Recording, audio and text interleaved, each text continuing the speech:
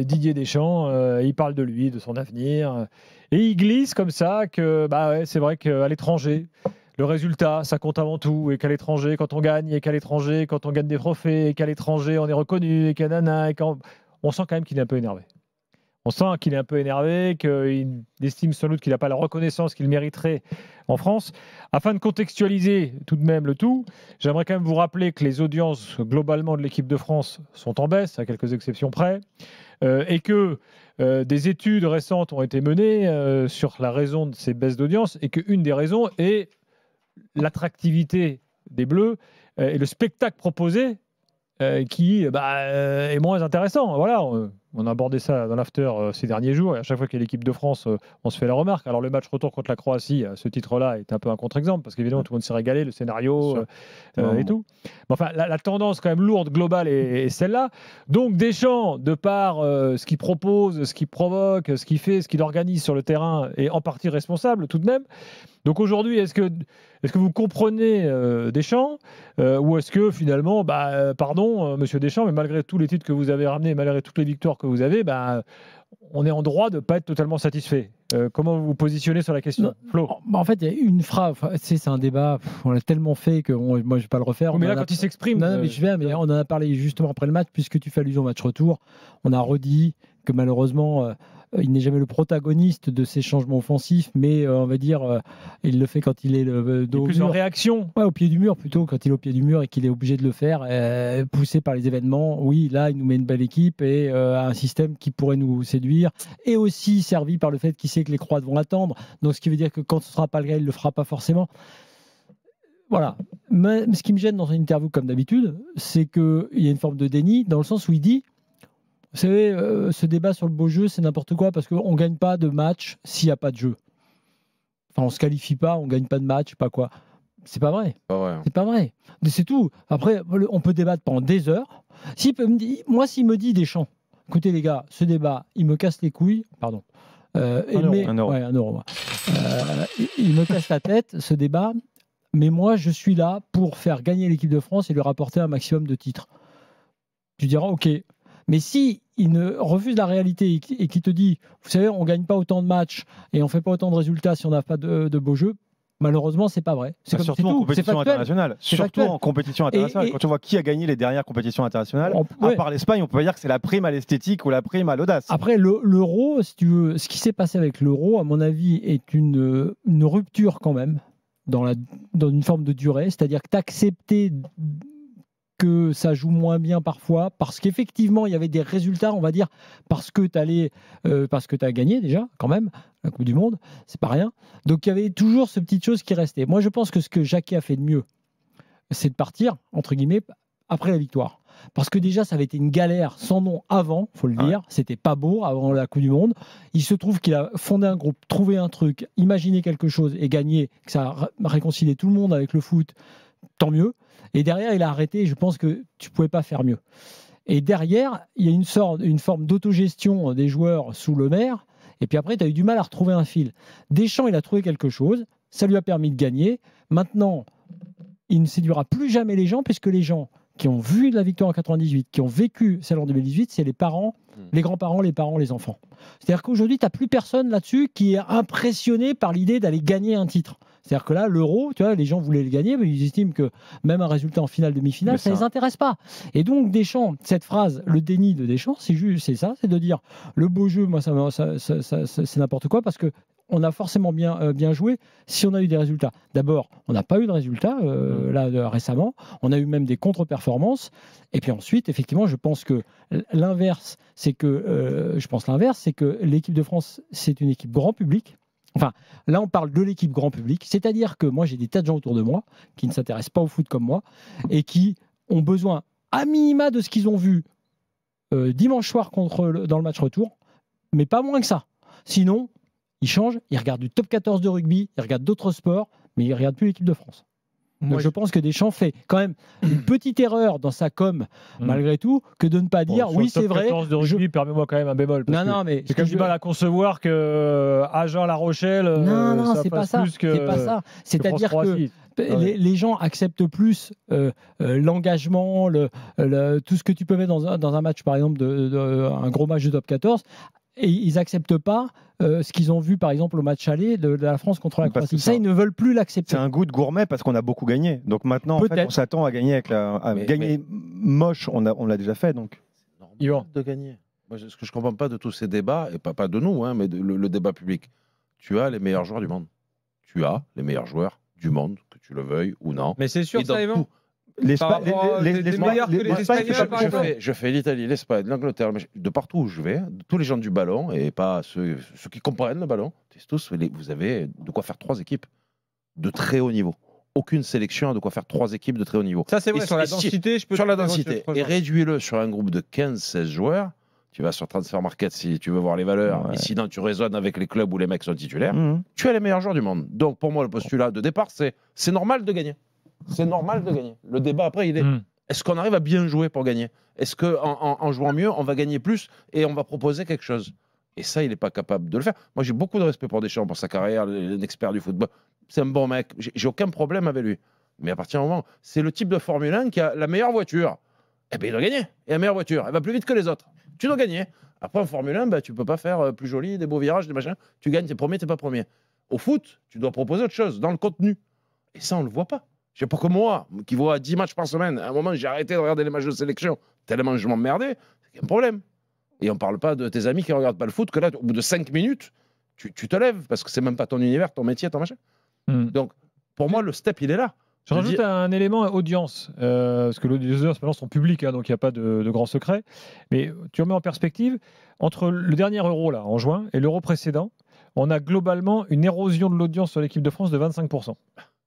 Ouais, mais alors après, moi j'aurais aimé. C'était un peu spécial parce qu'il y avait plein d'élections. Voilà, il y a un contexte un peu. Il y avait un contexte particulier. Mais moi j'aurais aimé plutôt énorme. Quand Deschamps a été interrogé sur les audiences, plutôt qu'il contre-attaque en disant ouais, vous aussi, vos audiences sont pas bonnes, j'aurais aimé qu'il rappelle Deschamps, joueur ou entraîneur, c'est 5 des 10 plus grosses audiences de l'histoire de la télévision française. Et oui, la plus grosse audience de la télé française, parce que tu as beau dire, tu t'ennuies, machin, les gens ils veulent voir des finales, ils veulent voir l'équipe de France aller loin.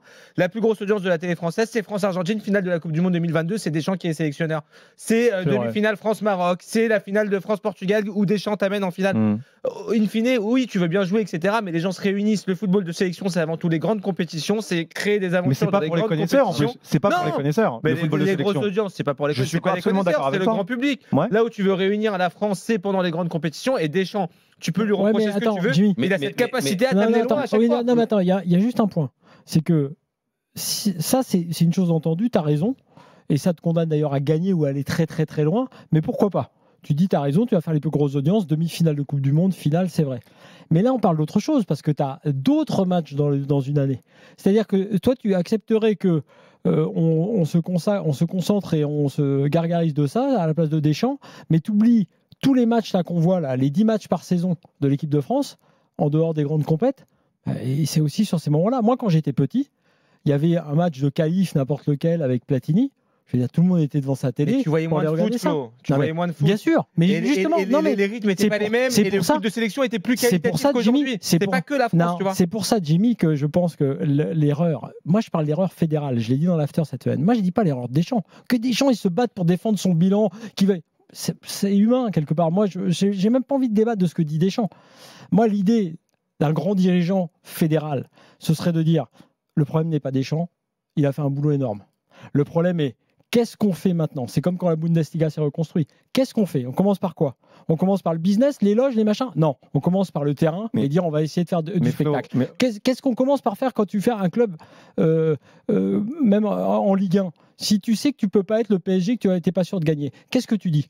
Ramenons les gens au stade. J'ai entendu ça à Nice. Peut-être ça n'a pas marché, mais après leur projet Ligue des Champions, ils ont dit attendez, on va faire autre chose. On va pas dire Ligue des Champions, on va dire ramenons les gens au stade. Mettons du beau jeu, essayons de faire du beau foot. Et je pense que l'idée fédérale de base, ça aurait été de dire, j'y crois pas, hein, c'est pas le cas avec Diallo, ça aurait été de dire ok, on va changer, non pas juste pour dire on met Zidane, ça fait plaisir à tout le monde, mais pour dire, on va essayer de remobiliser les gens autour du jeu. Parce que comme tu le dis, tu as une offre telle qu'aujourd'hui, si tu es séduisant, si tu proposes quelque chose de vertueux, eh ben, tu as envie de le voir. Si tu es pas séduisant, oui, tu as raison. Quand ça gagne et quand ça va loin, Coupe du Monde Euro, on ira. Mais le reste, on n'ira jamais. Mais dans le foot de sélection, moi, la question, c'est est-ce que dans le foot de sélection, vous vous régalez mettons de côté l'Espagne, oui. éventuellement l'Espagne ou l'Allemagne, qui est voilà, maintenant avec une Nagelsmann. Mais c'est très peu. Mais alors, c'est très peu. Non, on a cette exigence-là en France. Mais de par les joueurs que tu as, quand tu vois l'Italie avec une faible équipe en 2021 qui est champion d'Europe, c'est certainement la pire génération qu'ils aient eu, les Italiens. C'est un collectif, ils ont fait une équipe. C'est un collectif, c'est pas des individualités. Nous, on a les individualités. Ils nous ont régalé l'Italie cette année-là. Ils nous ont régalé l'Italie cette année-là. Et paradoxalement, c'est la seule compétition où Deschamps a voulu être un peu plus offensif. Bien sûr. Voilà, il y avait eu le 3-4-3. Mais ça l'a vacciné. Il y avait eu le trio, machin, et tu sors contre la Suisse. Non, mais Jimmy, je suis complètement d'accord avec toi. Mais pour rebondir sur ce que tu dis, Flo, je pense que la structure même de la Ligue et les conditions d'extension à chaque fois de Deschamps, la fois où Deschamps a humilié Hubert Fournier, qui est quand même DTN, c'est lui qui est quand même censé impulser en fait la patte tactique de la fédération, fait que on n'y est pas du tout, puisque c'est toi tu dédouanes quelque part Deschamps, mais c'est Deschamps aussi qui s'est isolé dans une tour d'ivoire, qui s'est placé au-dessus de la fédération et qui a décidé. Mais regarde, dans cette même interview, Deschamps dit moi de toute façon j'ai pas envie de faire de pédagogie, c'est pas le rôle du sélectionneur, moins j'en dis mieux je me porte, et j'ai pas à expliquer mes choix. C'est quand même incroyable que le sélectionneur de l'équipe de France, qui est un job peut-être parapublic, n'ait pas une once de devoir de pédagogie d'expliquer sa méthodologie, ses choix de jeu, de se porter garant. Avec la durée, il y a des distances qui se créent, ça fait 13 ans. Donc on est d'accord. Quand tu as gagné, tu te sens fort de gagner. Il y a des gens qui disent l'important c'est les 3 points. Bon, basta, on a gagné. C'est pas grave, et Yvan, il s'est toujours nourri du seul contre tous. Tu vois, Deschamps, c'est bien sûr, contre nous, les gars, on va réussir, on va aller, on va leur montrer. C'était commando. C'était du management. Ce truc que les gens disent, ouais, vous gagnez, mais on s'ennuie. Et pour pas payer €1. Et tu te retrouves avec Deschamps qui dit, oui, mais moi j'ai tout gagné. Donc il est là le truc, quoi, le grand écart d'aujourd'hui. Parce que lui, il est convaincu d'avoir tout bien fait, même s'il te dit, oui, on pourrait jouer un peu mieux, etc. Et nous, on attend autre chose. Parce que pour retourner au stade, tu parlais de Nice. Farioli, l'année dernière, j'ai fait 2 matchs. J'ai pas mis un pied à Nice. Cette année, j'y vais volontiers pour voir les matchs de Francaise comme il joue. Et donc, ça revient. Je me régale plus à voir jouer la Talente à Bergame que de voir jouer l'équipe de France. Mais même si c'était un échec, Farioli, c'était une idée qui visait à avoir du jeu. Bon, ça n'a pas marché, mais en tout cas, l'idée, elle était là, en tout cas. On a Evan avec nous au 32-16. Evan, bonsoir. Bonsoir. Salut, Evan. Deschamps a-t-il raison quand il déplore le fait d'être plus reconnu à l'étranger qu'en France ? De toute façon, vous parliez de jeu, mais moi j'ai envie de revenir sur un point, c'est la personnalité. Il y a quelque chose qui est très important pour les Français, c'est la personnalité. Et je suis désolé, mais Didier Deschamps est complètement antipathique. Je suis désolé. En fait, on n'a même pas envie de s'intéresser à quelqu'un comme ça. En fait, on n'accroche pas. Il y a beaucoup de moi, je sais dans mon entourage, beaucoup n'accrochent pas à ce coach-là. Il a gagné une Coupe du Monde pourtant. Voilà, on devrait le soutenir, être derrière lui. Mais toi, t'attends Zidane avec impatience, quoi. Avec impatience, oui, ça change. Oui, on a besoin de changement. En plus, il en parle dans l'interview. Il dit oui, mais moi je suis pas du tout pareil en privé. En fait, il a une espèce d'armure en public qui fait qu'il a une carapace. Oui. Mais en fait, moi je vais te dire. Alors, Evan, pour rebondir sur ce que tu dis, est-ce que c'est le côté langue de bois permanente qui participe à ce que tu dis ? Bois. Et puis bon, c'est langue de bois. Et puis dans le milieu, ça se sait. C'est pas un bon mec. C'est pas un très bon mec. Il a été copain avec Noël Le Graët, etc. Voilà, c'est quand ça se sait. C'est pas quelqu'un. Je pense qu'à ce stade, il faut demander l'avis de Christophe Dugarry, non ? Écoutez, Roten s'enflamme. Non, mais écoute, moi, j'entends ton avis. Et je pense que c'est ça. Les Français aiment s'attacher à quelqu'un qui provoque de l'empathie. Lui, ce n'est pas le cas. Voilà, c'est tout. C'est un fait. C'est comme ça. Evan, merci pour ton avis. On va prendre suite Kenneth maintenant. Salut Kenneth. Bonsoir, j'espère que vous allez bien, j'espère que vous m'entendez bien. On t'entend très bien. Salut Kenneth. D'accord. Toi, tu veux pas parler de Deschamps, tu déportes un peu le débat sur les joueurs. J'espère que je suis pas hors sujet, Gilbert, désolé, j'ai peut-être dû appeler hier ou il y a quelques jours, et notamment dommage que Daniel n'est pas là parce que c'est l'un des seuls, enfin, vous en parlez aussi, mais à pointer du doigt sur un élément. Alors oui, je suis d'accord avec vous sur Deschamps. Sur la pizza aux oignons. Je suis d'accord sur le fait que Deschamps ne produise pas du beau jeu, qu'on se fait chier devant les matchs. mais il y a, je parle plus du désamour, les gars, désolé, donc je suis peut-être un peu hors sujet, mais il y a un point qu'on ne parle pas assez, je trouve à mon sens, ça a été les sorties médiatiques, notamment sur Twitter et autres, de Mbappé, de Griezmann, de Koundé, d'autres joueurs sur Naël. Ça a été notamment sur beaucoup de joueurs sur les législatives. Qu'on ait des sensibilités politiques ou pas, moi, enfin, je m'en fous. Mais personnellement, vous êtes des joueurs de l'équipe de France, parlez foot, parlez jeux, parlez pas de politique, parlez pas de faits divers. Et je pense qu'il y en a beaucoup qui n'ont pas aimé ces sorties médiatiques et qui sont plus retournés vers le rugby, c'est tout. Donc le désamour pour le jeu, oui, mais il n'y a pas que ça, les gars. Je pense qu'on ne parle pas assez du fait de certaines prises de position qui ont vraiment Alors ça, pour être concret, moi je pense l'inverse. Parce que pour être concret, je reviens aux études un peu, ce qu'on appelle dans le milieu un peu les études quali, là, tu vois. Ouais. Tu dis pourquoi ça marche, pourquoi ça marche pas. Et il y a des spécialistes qui mènent des études autour de l'équipe de France. Et il est vrai que pendant l'Euro, là je précise, la période pendant l'Euro. Pendant l'Euro, il y a eu législatives, il y a eu européennes, il y a eu des prises de position, effectivement, de joueurs de l'équipe de France, de plusieurs joueurs de l'équipe de France. Et il est vrai que ça correspond à ce que dit Kenneth, que une partie de l'opinion n'a pas du tout apprécié, en fait, la prise de position. Mais après, il y a aussi une autre partie de l'opinion. En disant, en fait, l'équipe de France, ça doit être rassembleur. Oui, en gros, les mecs, vous avez le maillot des Bleus. Donc, en gros, jouez au foot et on n'attend pas de vous que vous vous positionnez. C'est ce qu'a dit d'ailleurs Michel Platini. Ce qu'a dit Michel Platini, mais après, à l'inverse, il y a aussi... Il y a aussi énormément, après ça c'est un sujet encore un peu plus clivant, mais il y a aussi énormément de gens qui attendaient une prise de position. Alors moi je vais parler clairement, peut-être de jeunes issus de l'immigration après la montée du Rassemblement National et qui disaient nous on comprend pas qu'en tant que jeunes issus de l'immigration et que eux en tant que jeunes issus de l'immigration ils se positionnent pas parce que ils ont même, il y en a beaucoup qui ont été accusés d'être déconnectés de la réalité, de vivre désormais dans une bulle, de ne pas comprendre la souffrance des Français. Donc c'est compliqué parce que tu as une partie de la France. Majoritairement, les gens ne veulent pas que les footeux parlent de politique. Oui, mais après, le problème, c'est qu'on dit oui, mais ils n'ont rien dans la tête, ils parlent que de foot, ils se positionnent pas. Je vais te dire, j'ai un avis très. Moi, j'ai envie qu'ils donnent leur avis personnellement. Ça, c'est mon avis à moi. Mais je ne suis pas la majorité. Non, mais je suis comme Gilbert, c'est-à-dire que je vais te dire que j'aurais presque changé d'avis, mais je ne vais pas changer d'avis. Je suis comme toi. Moi, j'estime qu'un footballeur doit être raison et que s'il a envie de s'exprimer intelligemment, il peut le faire. Il ne doit pas, mais il peut.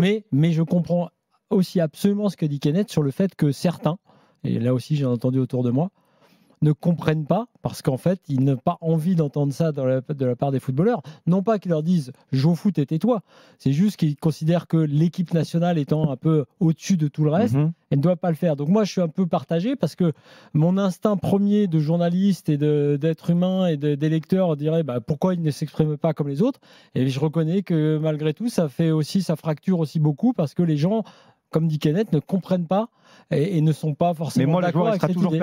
Il sera toujours perdant. Qui s'exprime et on critiquera ce qu'il dit, qui ne s'exprime pas et on critiquera son silence. Certes, sauf qu'avec ce qui vient de se passer, les joueurs pourraient dire maintenant, écoutez, on a voulu s'exprimer à un moment donné et on l'a fait.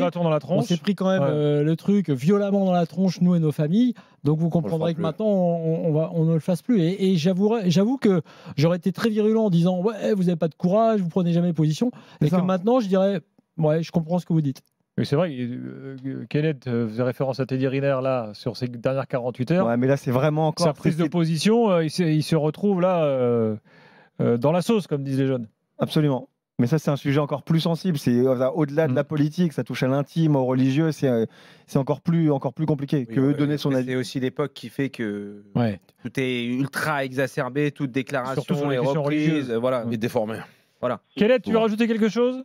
Oui, après, bon, ça sera un petit peu du hors-sujet, désolé, mais voilà, en fait, ce que les gens n'ont pas aimé, après, c'est des sensibilités politiques aussi des gens. Bref, on n'est pas dans l'intime des personnes, mais en attendant, tout le monde s'est offusqué d'un parti qui montait, mais il y en a un autre qui, voilà, pour faire élire un autre au niveau des députés, qui est bien plus dérangeant, on le voit tous les week-ends dans les rues. Voilà, c'est tout ce que j'ai à dire. Bon, voilà, c'est ton opinion et tu l'auras donné. Salut Kenneth, merci beaucoup. Attends, j'avais une question, c'était en hommage à Kenneth Branagh ou à Kenneth Anderson Kenneth Taylor, le joueur de l'Ajax. Alors, je suis d'origine irlandaise, donc Kenneth Branagh. Branagh, voilà. Ok. D'accord. Moi, j'étais plus sur Kenneth Anderson. Moi aussi. Ça, c'est votre tropisme. Canet. Canet, exactement. Kenneth Anderson. Sacré joueur pour jouer au Stade Malherbe, quand même. C'est vrai. Bon, ça réagit un peu sur le chat là, sur cette question, j'imagine, Jimmy. Sonia dit lorsqu'ils ne parlent pas, on leur reproche, et lorsqu'ils parlent, on leur reproche. Donc ils ont perdu dans tous les cas, les joueurs. C'est pas faux.